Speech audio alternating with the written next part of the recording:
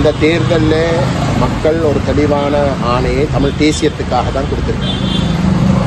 அந்த தமிழ் தேசியத்துக்காக கொடுத்த ஆணையும் தமிழ் கட்சிகள், விசேஷமாக தமிழரசு கட்சி, தமிழ் தேசிய பேரவை, ஜனநாயக தமிழ் தேசிய கூட்டணியும் தமிழ் மக்களிடம் கேட்டுக்கொண்டதை தமிழ் தேசிய நிலைப்பாட்டை வலியுறுத்தி ஒரு ஆணையை வழங்குவதற்காக வாக்களிக்க வேண்டும் என்றும், குறிப்பாக தேசிய மக்கள் சக்தியோ வேறு எந்தொரு தெற்கை சார்ந்த சிங்கள பேரினவாத கட்சிகளுக்கோ நம்முடைய மக்கள் வாக்களித்து ஆணையை வழங்கக்கூடாது என்ற அடிப்படையில் தான் நாங்கள் அனைவரும் மக்கள் மன்றத்திலே ஆணையை பெறுவதற்கு செயல்பட்டிருந்தோம்.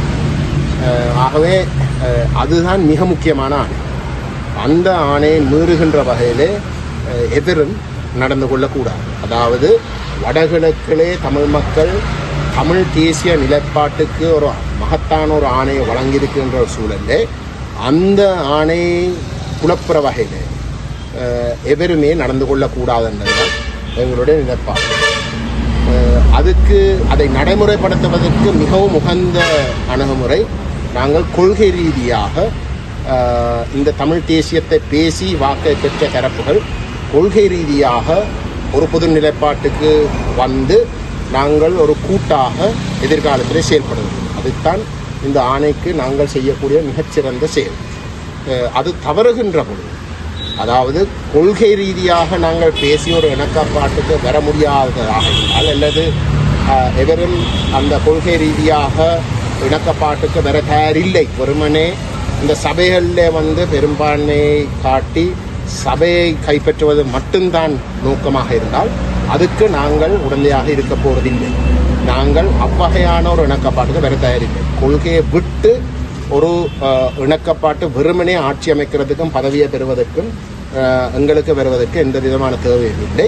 மாறாக நாங்கள் ஒருதலைபட்சமாகவே ஒரு இணக்கப்பாட்டு இல்லாத இடத்துல நாங்கள் ஒருதலைபட்சமாகவே முடிவெடுத்திருக்கின்றோம். முதலிடத்தில் இருக்கக்கூடிய கட்சிக்கு நாங்கள் அந்த முதலிடத்தில் இல்லாவிட்டால் அந்த முதலிடத்தில் இருக்கக்கூடிய கட்சிக்கு தவிசாளர் பதவியை பெறுவதற்கு எங்களுடைய ஆதரவு இருக்க வேண்டும்.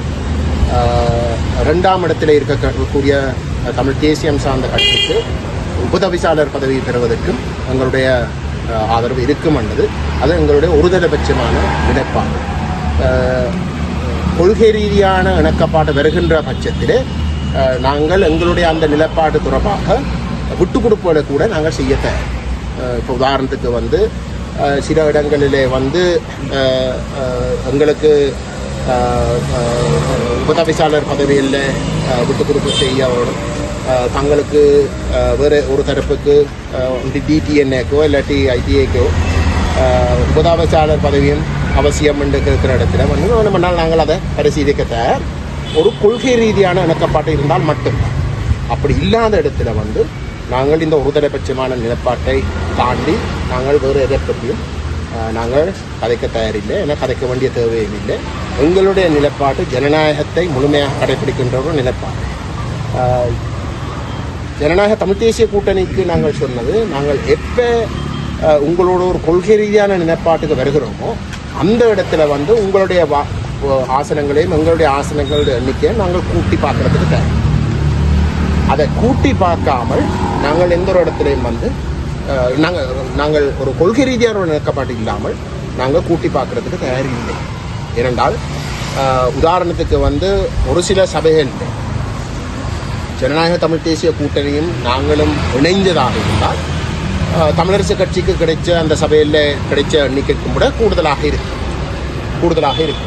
ஆனால் நாங்கள் ஒரு கொள்கை ரீதியான கொள்கையிலே நாங்கள் ஒரு அலையன்ஸாக ஒரு அணியாக சேர்ந்தால் மட்டும்தான் நாங்கள் அப்படி கூட்டி பார்த்து நாங்கள் தமிழரசுக்கு கூட ஆசனங்கள் வச்சிருக்கிறோம் என்று நாங்கள் கருத தயாரே தவிர, அல்லாட்டி தமிழரசு கட்சிக்கு தான் அந்த சபை முதலாம் இடத்துல இருக்கிறதாக இருந்தால் அவைக்குத்தான் அந்த சபை அமைக்கிறதுக்கு உரிமை இருக்கின்றதை நாங்கள் மிக தெளிவாக ஜனநாயக தமிழ் தேசிய கூட்டணிக்கும் சொல்லியிருக்கிறோம். அதே மாதிரி நாங்கள் தமிழரசு கட்சியிடம் சொன்னாங்கள், இந்த நிலைப்பாட்டை விட்டு நாங்கள் ஏதோ ஒரு இடத்துல ஒரு சில விட்டு கொடுப்புகளை செய்கிறதாக இருந்தால், உதாரணத்துக்கு அதை கேட்க பார்த்தவை